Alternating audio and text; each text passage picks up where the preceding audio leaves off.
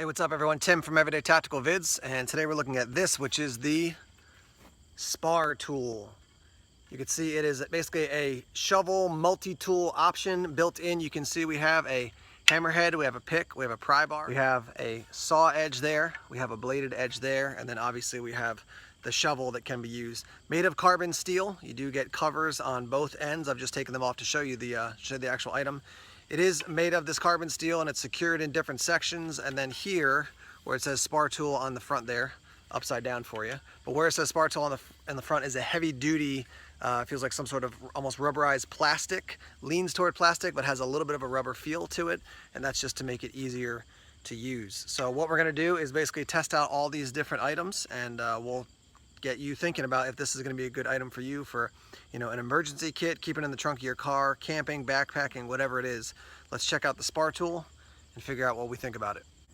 Here's a look at the Spartool with both ends covered. You can see that the shovel is entirely covered. Up at the other end, you can see that the pick is covered and the pry bar is covered, and then there's basically a loop that wraps around that section of the hammerhead, and that keeps it all in place. As far as the quality of the sheath covers, I would call it, say, medium. It's going to save you weight when you're carrying it out there in the woods or wherever you're going with it. It's not, you know, triple stitch, heavy duty ballistic nylon. I want to show you quickly what it looks like to actually put the sheaths on both ends. So the sheath or the sheaths for this end, which is your pry bar, your pick, your hammer end, you slide this one on and it has a loop in the back here. And you're going to run this over the pick, run this loop through the pry bar loop. A little bit hard to do with one hand here. Pull it through like so, and then run this over the hammerhead. So that'll stay secure, this won't fall off, and this is secure because they're all attached. So that's what it's going to look like down on this end. Down here on the shovel end, you're going to run your sheath over like this, and be careful because you do have sharpened edges, so be careful of your hands and also the sheath. So it's going to run. Let's see if we can do this. It's a little bit hard to get on, quite honestly, because you've got these teeth here and then you have the bladed edge. So, all right guys, I'm out here in the woods now, continuing to look at the Spartool, and what I can tell you is that they save money on this end as far as the cover.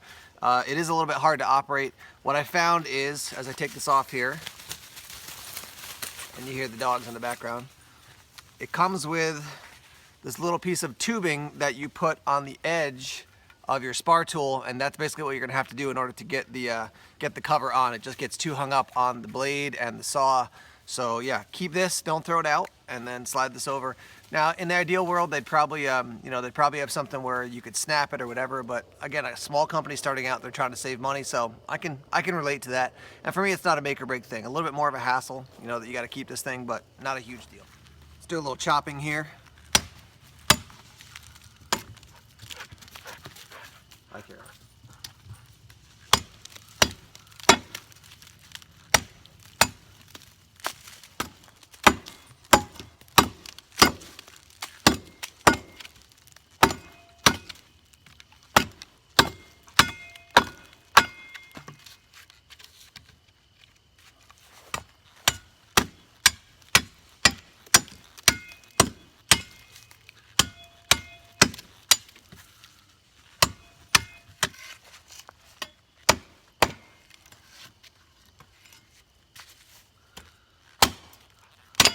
Here's a look at some of the work that the Spartool did, and you can see that reddish heartwood, both the outside and the inside of this wood, very hard. So it did the job. Is it going to replace an axe? It's not going to replace an axe. If you're going to do a lot of chopping wood, you're going to want an axe. But this will process wood, it looks like, for you. And we'll give you some thoughts toward the end of the video about, you know, how to think through the uses of this tool. But it certainly did the job on what I would say is very hard wood. Let's process some wood that's a little bit smaller now.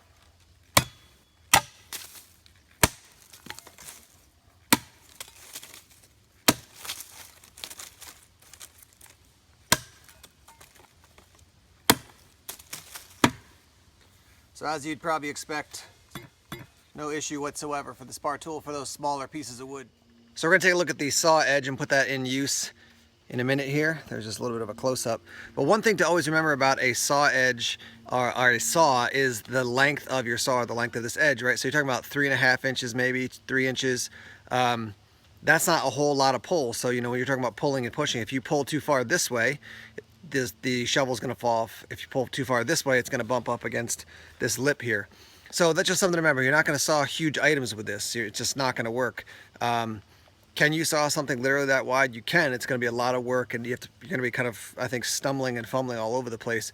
So remember that when you think about this. If you're going to try to replace, you know, a large silky saw with this, I don't really think it's intended for that. This is definitely kind of a in a situation, in a pinch where you need a saw, that's something you could use. But I wouldn't go into the woods saying, I've replaced my saw, I've replaced my Baco, because now I have this. It's just not going to function in that same way. So let's get out there and test this edge out. We're going to start with something totally oversized here. This is probably 6 inches across, but let's just see how it works as far as cutting through this very large downed tree.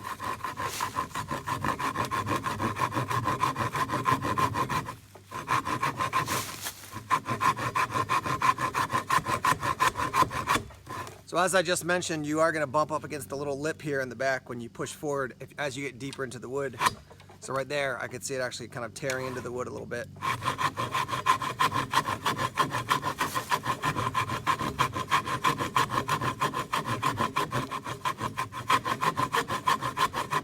Just to give you a sense here, you can see how far I am into the wood. You know, that's the edge of, or the top edge of the cut now.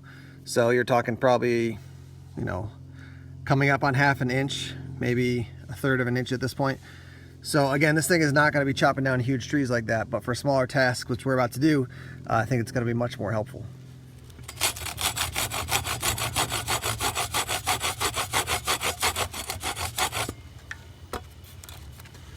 All right, so here's what I'm going to tell you right off the bat. I've cut probably halfway through, and I'll go the whole way through just to show you what the saw looks like, but on the next cut I'll show you what I'd normally do.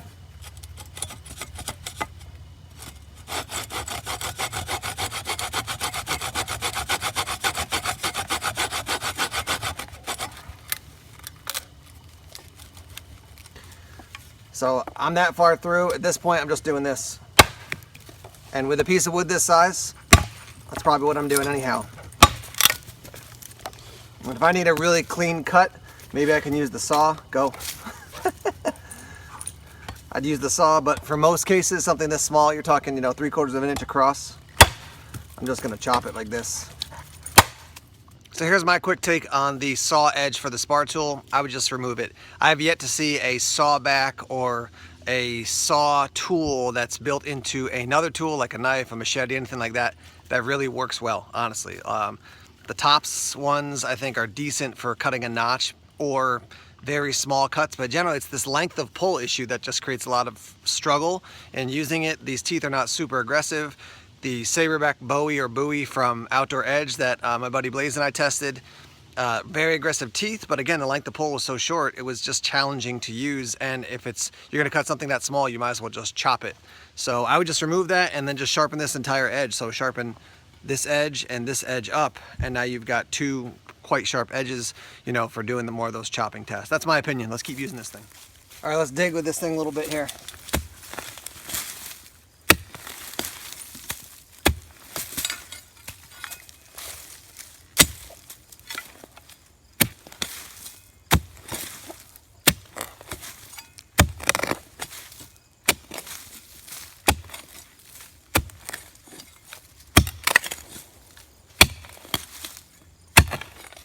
You definitely hear that rocky granite soil of the granite state, New Hampshire.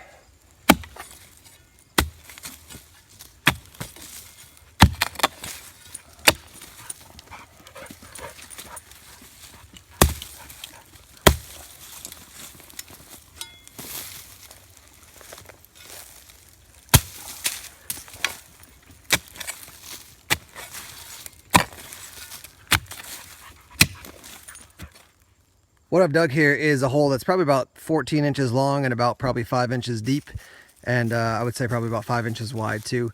And it worked great. As far as the ergonomics for the shovel, quite good.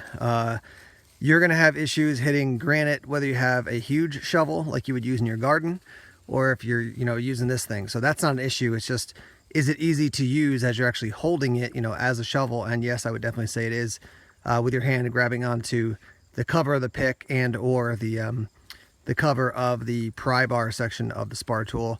Yeah, the shovel definitely works quite well. So if you're going to make a, you know, a pit for a latrine, if you're going to make a pit for a fire pit, if you're going to make a pit for like a Dakota fire, all those things would work just fine. And you'd be able to get the job done effectively with the Spar tool as far as the digging side of the tool. Now we're going to try some of the other tools like the pick, the pry bar, and the hammer now. I want to give you some of the specs on the Spar tool. So end to end, you're talking 22 inches. Your weight is 2.8 pounds. This piece here, it feels kind of like plastic on top of the metal frame, is Zytel, and it is 1075 carbon steel as far as your material. Now they do coat it, and you can see here I've used the hammer a little bit, and that coating has worn off. I talked to Stuart over at Spartool, and he said, yeah, they talked a lot about it. You can leave this or the entire thing with no coating, and then you won't have it look like paint is chipping off. But at least if you coat it, the majority of it has an extra layer of protection against, you know, it wearing out, rust, corrosion, all those types of things. And any hammer that has any type of coating is going to wear just because you're using it so aggressively. Do a little demolition now with the pick. I got a brick here. We'll just bust that up.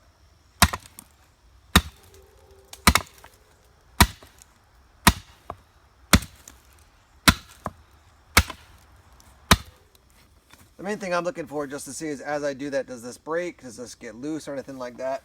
But so far, still quite solid.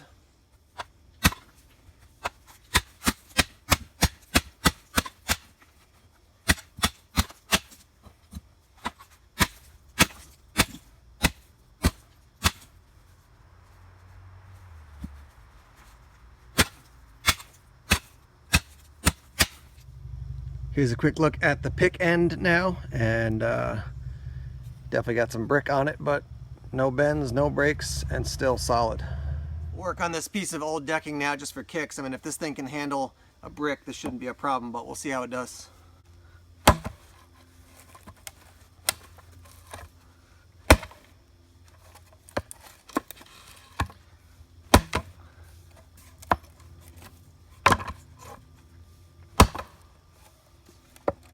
We'll see if we can split it a little bit here.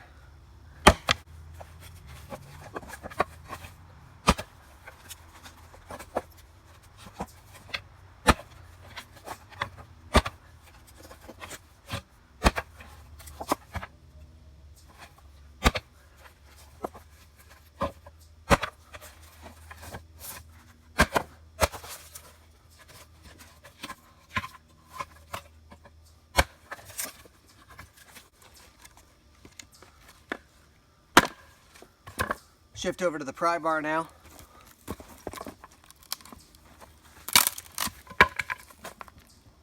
And there you have it.